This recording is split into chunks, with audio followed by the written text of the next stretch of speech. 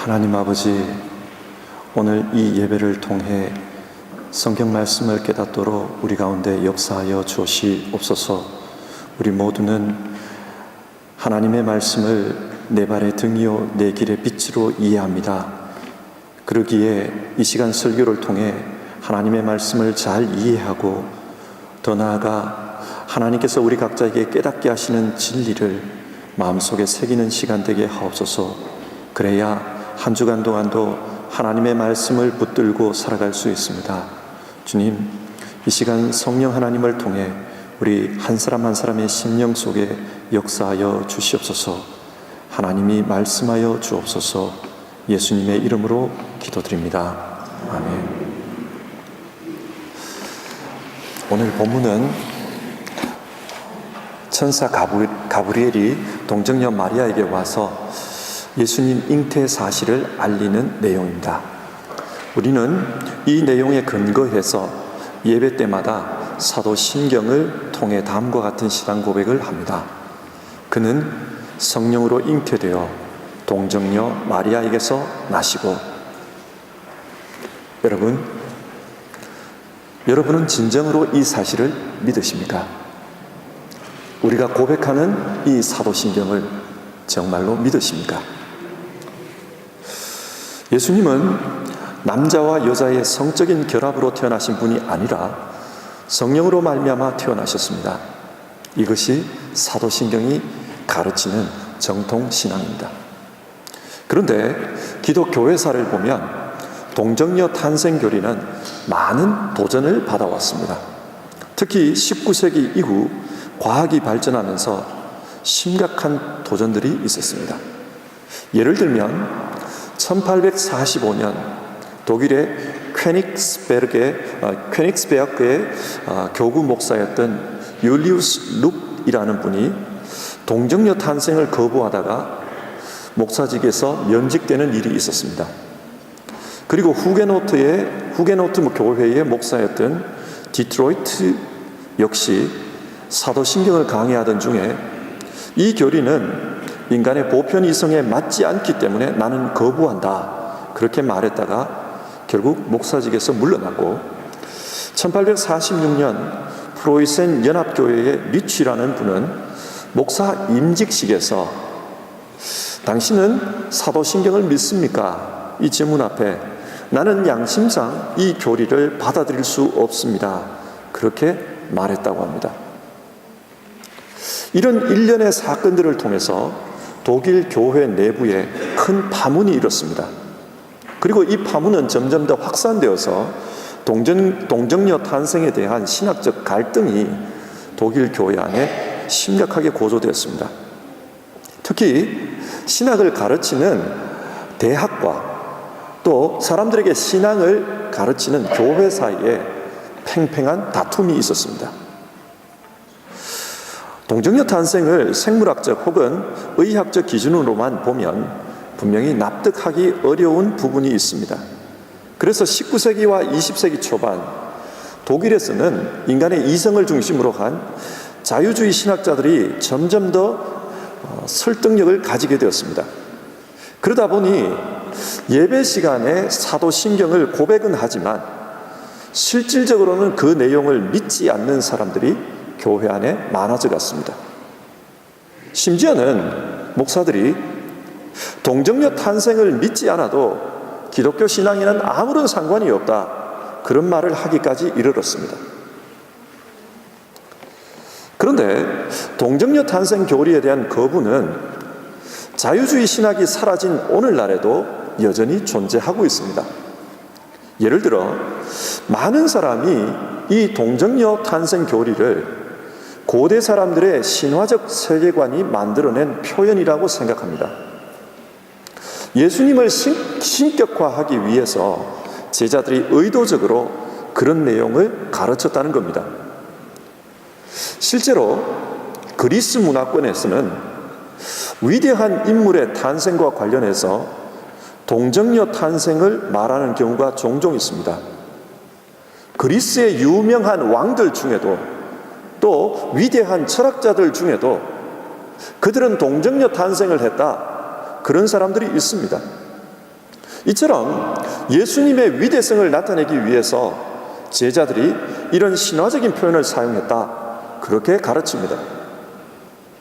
그리고 어떤 사람들은 여기서 한 걸음 더 나아가서 예수님의 제자들이 사실을 왜곡하기 위해서 동정녀 탄생을 주장했다는 겁니다. 존 스퐁이라는 사람이 쓴 책, 예수의 동정녀 탄생 교리를 다시 생각하다라는 제목의 책이 있는데, 이 책은 마리아가 시집가기 전에 강간을 당했고, 그래서 예수님이 태어났는데 교회는 그것을 은폐하기 위해 동정녀 탄생 교리를 만들었다, 그렇게 주장을 하고 있습니다. 이것은 신성모독입니다. 사람들은 자신들의 이성으로 이해할 수 없는 동정녀 탄생에 대해서 이성적으로 이해해 보려고 이런저런 시도들을 했고, 자기 이성에 부딪히는 것에 대해서 과도한 거부 반응을 보이고 있습니다. 자, 다시 우리의 자리로 돌아와서 한번 생각해 봅시다. 여러분은 어떻습니까? 여러분은 사도신경이 말하고 있는 동정녀 탄생을 믿습니까? 만약 믿는다면 어떤 근거를 가지고 이 교리를 믿습니까? 오늘 읽은 성경은 분명히 예수님의 동정녀 탄생을 증언하고 있습니다. 성경, 이것이 가장 큰 근거입니다. 그런데 성경이 이 교리의 가장 큰 근거라고 하면 어떤 분들은 성경에 쓰여 있다고 해서 그것을 다 믿을 수 있습니까? 그런 생각을 하게 됩니다. 그래서 본격적으로 오늘 본문의 내용을 살피기 전에 이 기록을 남긴 사람이 누구인지를 한번 생각해 봐야 합니다. 누가복음 1장을 쓴 사람은 누가라는 의사입니다. 지금도 그렇거니와 신약 성경이 쓰여지던 당시에도 의사들은 객관적이고 정확한 사람들이었습니다. 그리고 논리적으로 꼼꼼합니다. 그렇지 않으면 사람의 생명을 다룰 수가 없습니다. 그래서 누가가 쓴 글을 보면 의사로서의 직업적 특성이 잘 드러납니다. 예를 들어 사도행전 3장에 나오는 한 장애인 치유 사건을 생각해 봅시다. 먼저 누가는 이 사건의 일시, 장소, 개요에 대해서 분명히 밝힙니다. 제9시 성전에 기도하러 가는 시간이었다고 합니다. 그리고 장소는 성전을 출입하는 미문 앞이었고, 사건의 발단은 기도하기 위해 성전 미문 앞을 지나던 베드로와 요한이 거기서 구걸하고 있는 장애인과 눈이 마주치면서, 안전뱅이 장애인과 눈이 마주치면서 시작되었다고 합니다. 이 장애인은 나면서부터 걷지 못한 사람이었습니다. 3절을 보면 그 장애인이 베드로와 요한을 쳐다봅니다. 한 푼이라도 얻기 위해서 쳐다본 것입니다. 이때 누가는 그 사람이 쳐다보는 것을 그냥 바라본다라는 의미의 헬라어 에이도를 사용합니다. 그냥 본 것입니다. 그리고 4절을 보면 베드로와 요한도 그 사람을 쳐다보았다고 합니다. 그런데 여기서 보는 것은 헬라어로 아테니조인데, 이 말은 그냥 보는 것이 아니라 주목하여 보는 것입니다. 그 사람에게 고침을 받을 만한 믿음이 있는지 없는지 그것을 주목해서 본 것입니다. 그리고 베드로와 요한이 그 사람에게 우리를 쳐다보라, 그렇게 말합니다. 여기서 보다는 블레포라는 단어입니다. 이 블레포는 뭔가 깨달음을 얻기 위해 쳐다보는 것을 의미합니다. 그러니까 제자들이 하는 이 말을 듣고 그 말에서 깨달음을 얻으라, 그 이야기입니다. 그러자 5절, 그 사람이 무엇을 얻고자 하여 베드로를 쳐다봅니다. 여기서 보다는 스토카오라는 단어입니다. 이것은 뭔가를 찾기 위해서, 뭔가를 발견하기 위해서 그렇게 쳐다보는 것입니다. 그렇게 쳐다본 결과 이 사람은 치유함을 받았다고 합니다. 이 본문을 보면 누가는 보다라는 뜻의 단어 4종류를 사용하고 있습니다. 그리고 이 종류의 이 단어들을 통해서 치유 사건이 어떤 전개 과정을 가지고 있었는지 우리에게 자세히 표현해 주고 있습니다. 이렇게 자세히 표현하는 이유는 이 사람과 사도들 사이의 눈빛의 교환이 이 치유에서 굉장히 중요하다고 봤기 때문입니다. 그래서 누가는 보다라는 단어를 자세히 구분해서 기록하고 있습니다. 여기서 우리는 의사로서 누가의 세밀함을 찾아볼 수 있습니다. 하나의 치유 사건을 기록함에 있어서 의사로서의 치밀함을 가지고 그 사건을 다루고 있다는 겁니다. 이것은 오늘 본문 누가복음에서도 마찬가지입니다. 누가복음 1장 1절과 3절의 말씀입니다. 우리 중에 이루어진 사실에 대하여 그 모든 일을 근원부터 미루어 살핀 나도. 누가는 지금 예수님과 관련한 사실, 여기서 사실이라는 말은 팩트를 의미합니다. 누가는 예수님에 대한 팩트를 다루려고 했습니다. 그런데 이 팩트에 대해 자신이 근원부터 살펴보았다고 합니다. 여기서 살펴보다라는 말은 헬라어로 파라콜레도데오라는 말인데, 이 말은 바짝 붙어서 조사했다, 이런 뜻입니다. 그러니까 자신이 지금 소개하려는 그 팩트를 아주 가까이 가서 실제로 검증해 봤다는 뜻입니다. 의사로서 치밀함을 가지고 살펴보았습니다. 따라서 오늘 본문에서 소개하고 있는 동정녀 수태 사건 역시 자신이 검증해 본 이야기라는 뜻입니다. 오늘 본문을 한번 보십시오. 누가는 동정녀 수태 사건과 관련해서 아주 상세하게 진술하고 있습니다. 26절, 여섯째 달에 마리아가 수태 고지를 받은 때를 정확하게 기록합니다. 세례 요한의 어머니인 엘리사벳이 임신 6개월째 되던 때, 그때 수태 고지를 받았다는 겁니다. 그리고 그 고지를 받은 장소는 갈릴리 나사렛이고, 수태 고지의 내용은 31절입니다. 보라, 네가 잉태하여 아들을 낳으리니 그 이름을 예수라 하라. 의사이기 때문에 누가는 누구보다도 인간의 탄생 과정에 대해 잘 아는 사람입니다. 처녀가 아이를 임신한다는 것, 남자 없이 아이를 임신한다는 것이 쉽게 납득이 갈 리가 없습니다. 그런데 누가가 가진 그 궁금증을 마리아가 이미 질문했습니다. 34절입니다. 나는 남자를 알지 못하니 어찌 이 일이 있으리이까? 마리아 자신도 동정녀 수태를 의심했다는 겁니다. 어떻게 여자 혼자서 임신을 할 수가 있습니까? 근데 여러분, 이 질문이 굉장히 중요합니다. 왜냐하면 동정녀 탄생이 후대의 사람들이 생각하는 것처럼 고대의 신화적 세계관을 빌려 표현한 것이 아님을 우리는 이것을 통해 알 수 있기 때문입니다. 만약 누가가 신화적 세계관을 빌려 이 글을 적고자 했다면 마리아의 이 질문을 소개할 필요가 없습니다.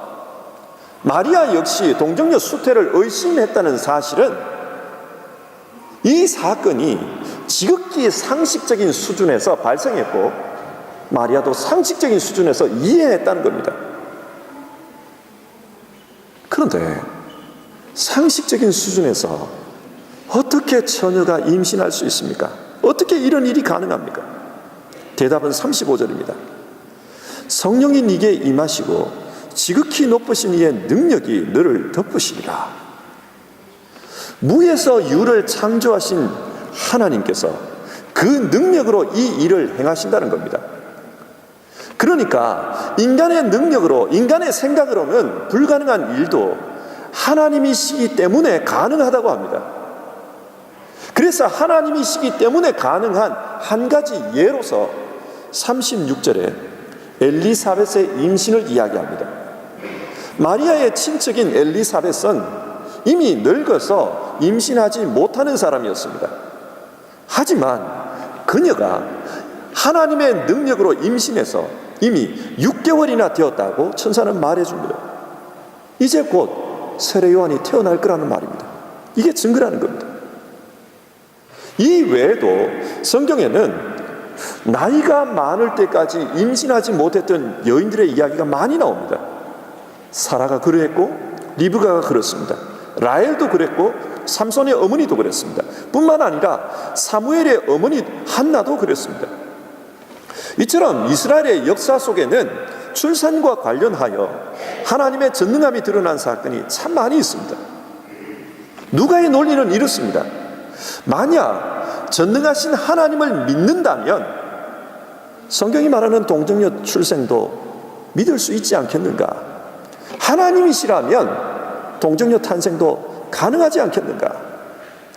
이것이 누가의 논리입니다. 그래서 누가는 천사가 전했던 이 말씀을 결론으로 말합니다. 37절.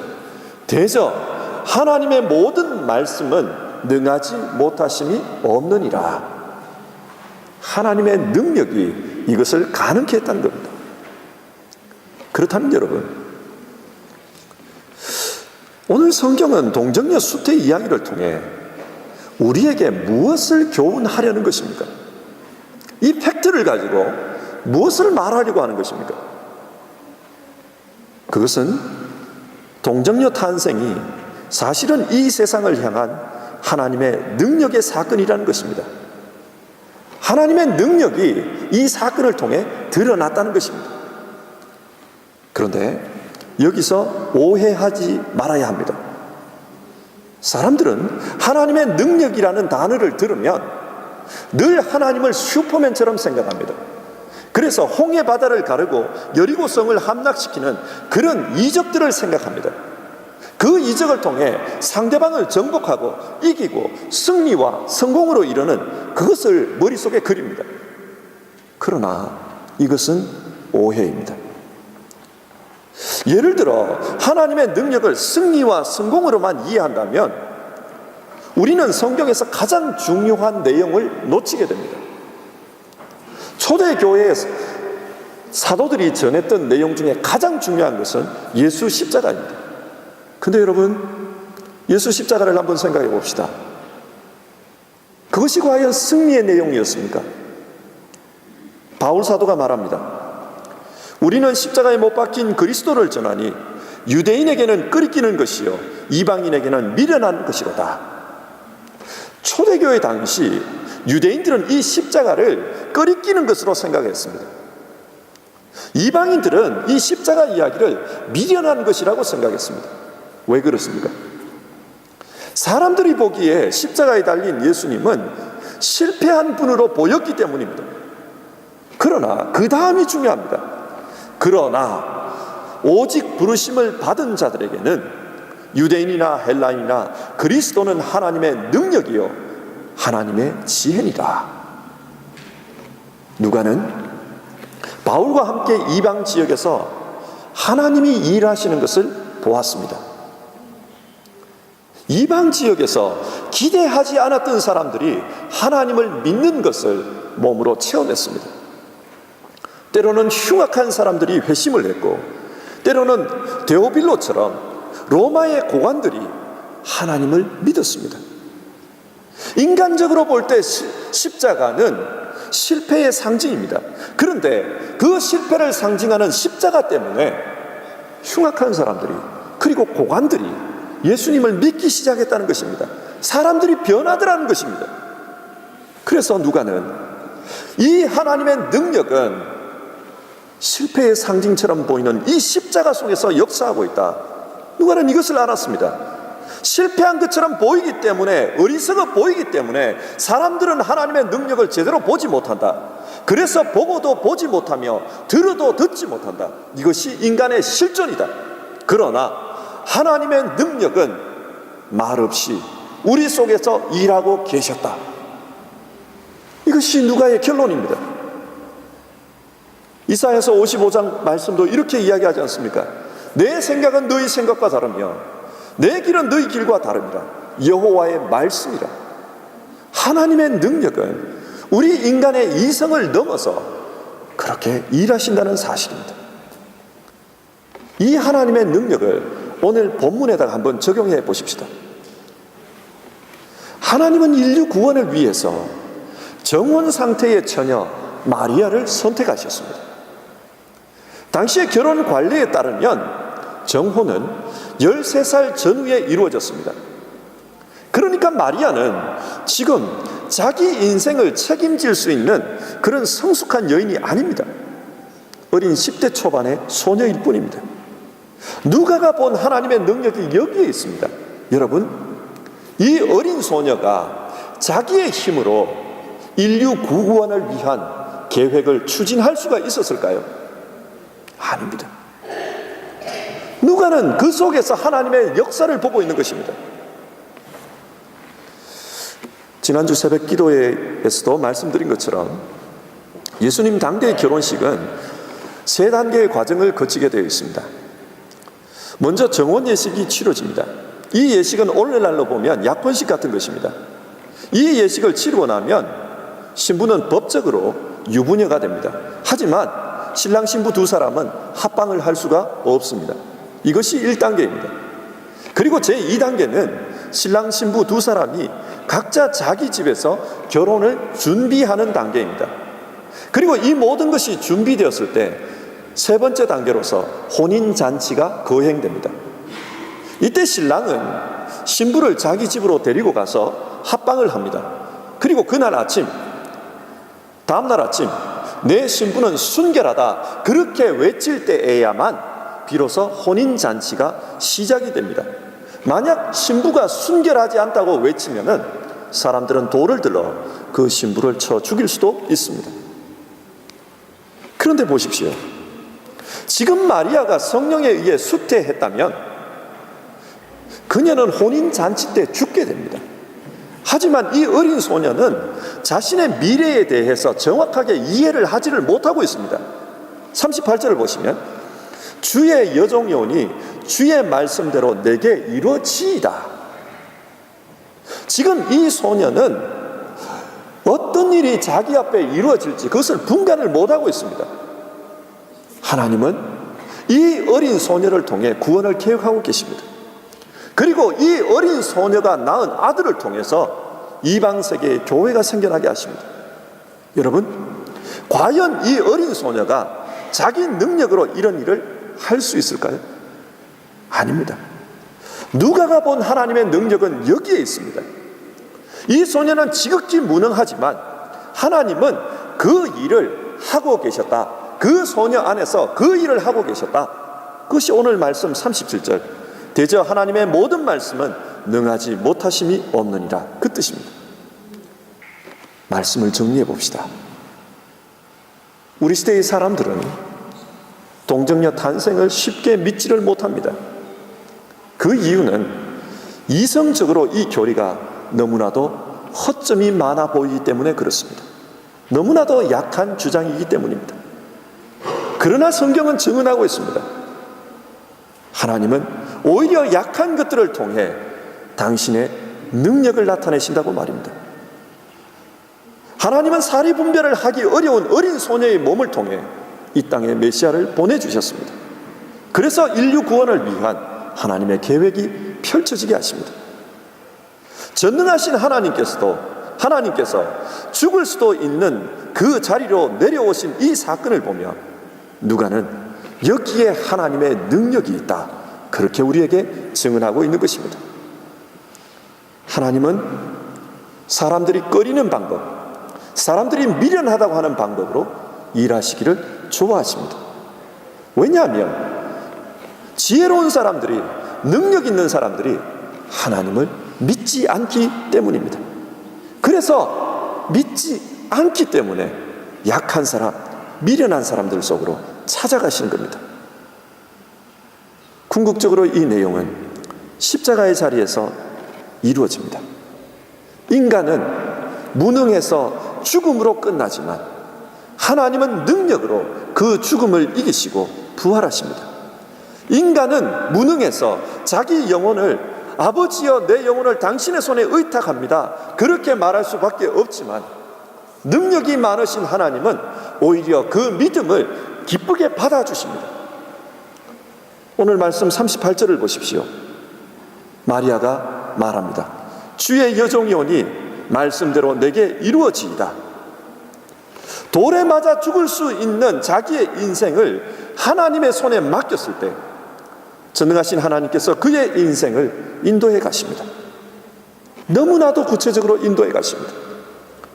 마태복음을 보면 때가 되었을 때 하나님께서는 마리아를 베들레헴으로 보내십니다. 때가 되었을 때 하나님께서는 요셉의 꿈에 나타나서 자초지정을 설명해 주십니다. 때가 되었을 때 하나님께서는 사람들의 손으로부터 목숨을 구원하기 위해 여러 수단을 통해 계시해 주고 직접 인도해 주십니다. 이 사건은 오늘 우리에게도 마찬가지입니다. 우리는 전적으로 무능하기에 하나님의 전능하심 앞에 우리 자신을 맡기고 그렇게 살아가면 능력의 하나님께서 우리의 삶 속에서 임재하여 인도하십니다. 이것이 하나님의 약속입니다. 28절에서 천사가 마리아에게 주께서 너와 함께 하시도다 말씀하셨던 것처럼 전적으로 맡기고 살아가면 하나님께서 우리 가운데 함께 하시며 우리를 인도하십니다.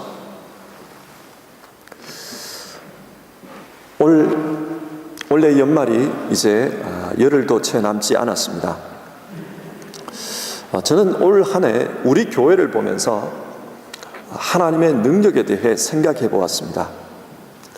모든 교회가 그렇고 또 매해가 그렇지만 우리 교회도 돌아보면은 원래 많은 그런 위기의 순간들이 있었습니다. 교우님들은 그것을 느끼지 못하셨겠지만 목회하는 목사로서는 여러 차례의 위기들이 있었습니다. 이것 자칫 삐끗하면은 교회가 많이 힘들어지겠다.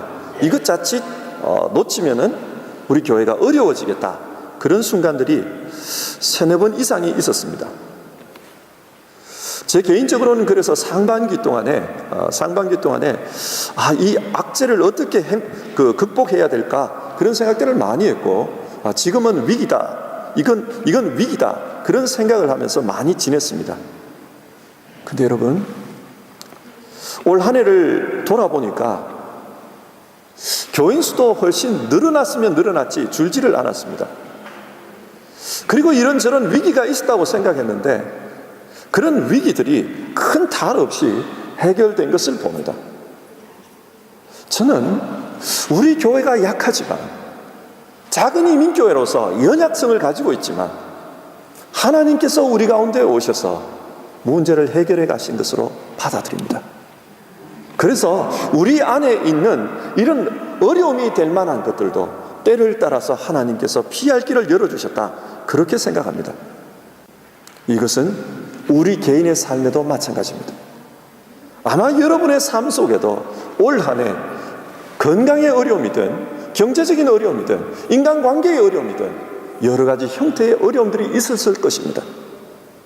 그러나 약한 자 속에 찾아오셔서 당신의 능력을 드러내시기를 기뻐하시는 그 하나님께서 우리 가운데 함께 하셨기 때문에 우리는 여기까지 달려올 수 있었습니다.